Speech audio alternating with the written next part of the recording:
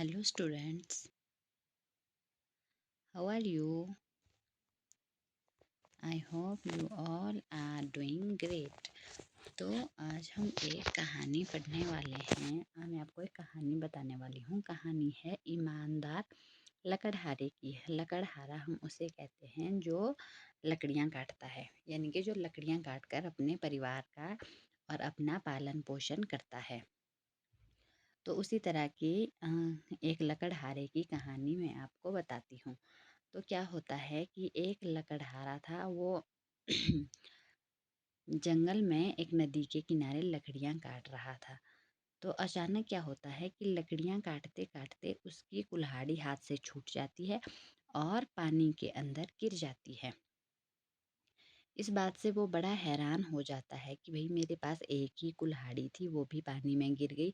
और वो बड़ा परेशान हो जाता है कि अब मैं अपने परिवार का पालन पोषण कैसे करूँगा। जैसा कि मैंने आपको बताया ना कि लकड़हारा लकड़ियाँ काट कर अपने परिवार का पालन पोषण करता था, यानी लकड़ियाँ बेचता था, फिर उससे उसे जो पैसे मिलते थे उससे वो अपने परिवार के लिए खाना वगैरह दे लाता था। तो ये परेशान हो गया कि अब मेरी कुल्हाड़ी पानी में गिर गई है, अब मैं कैसे अपने परिवार को पालूंगा। ये सोचकर ये बड़ा उदास हो गया। उतने में क्या होता है कि जो पानी के अंदर से निकलते हैं, ये जल देवता निकलते हैं पानी के अंदर से।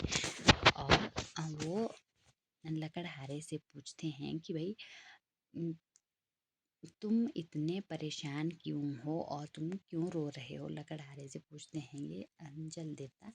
तो लकड़हारा रोते रोते उनके पास अपनी सारी बात बता देता है कि मेरी कुल्हाड़ी ऐसे ऐसे पानी में गिर गई है। और तो जल देवता बोलते हैं कि इसमें इतना परेशान होने की क्या बात है, मैं अभी तुम्हारी कुल्हाड़ी वही निकाल देता हूँ और तुम्हें वापस दे देता हूँ। ये सुनकर लकड़हारा थोड़ा खुश हो जाता है कि अब मेरी कुल्हाड़ी वापस मिलने वाली है। तो वरुण देवता पानी के अंदर डुबकी लगाते हैं और एक कुल्हाड़ी निकालते हैं।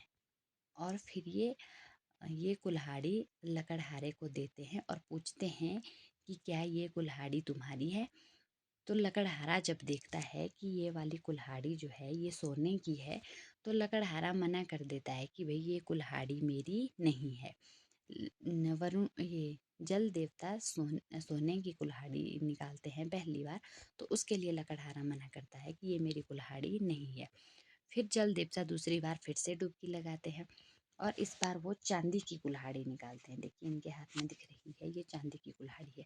फिर वो लकड़हारे को देते हैं और फिर से पूछते हैं कि क्या ये कुल्हाड़ी तुम्हारी है।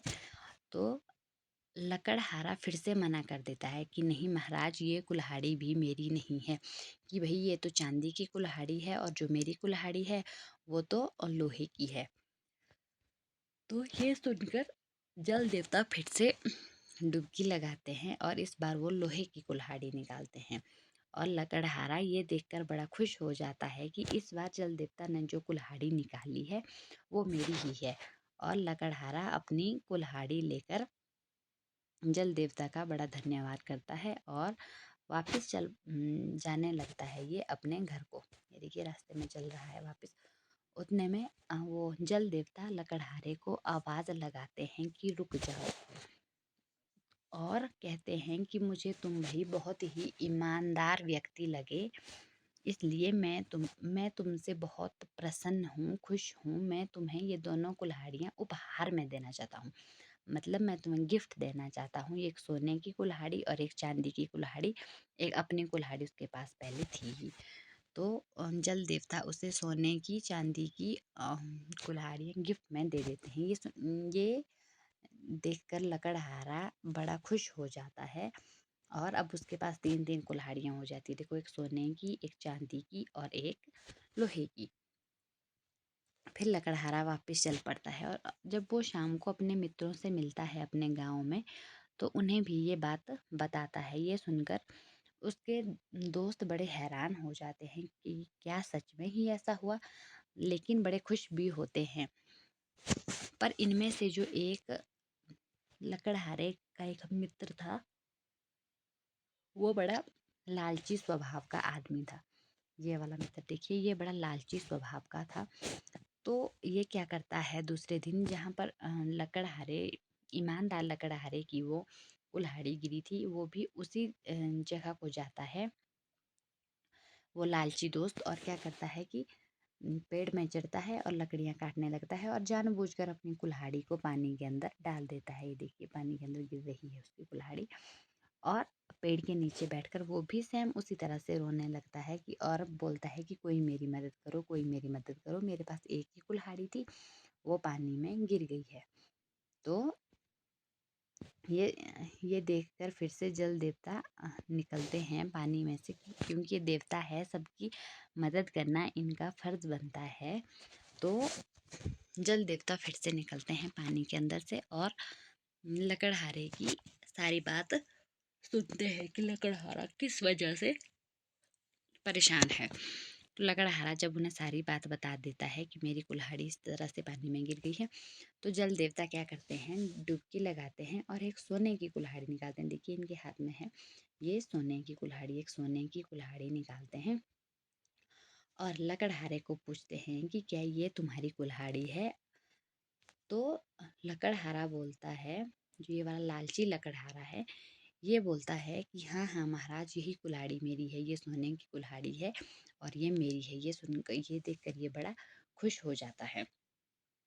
तो जैसे ही वो लकड़हारा चल जो ये लालची लकड़हारा है, जब ये लालची लकड़हारा कुल्हाड़ी लेने के लिए आगे बढ़ता है, तो वरुण देवता नदी के बीचों बीच चले जाते हैं और उससे कहते हैं कि तुम तो बहुत लालची किस्म के इंसान हो, उम, अ, कि तुम एक लकड़हारे हो, क्या तुम्हारे पास सोने की कुल्हाड़ी हो सकती है भाई।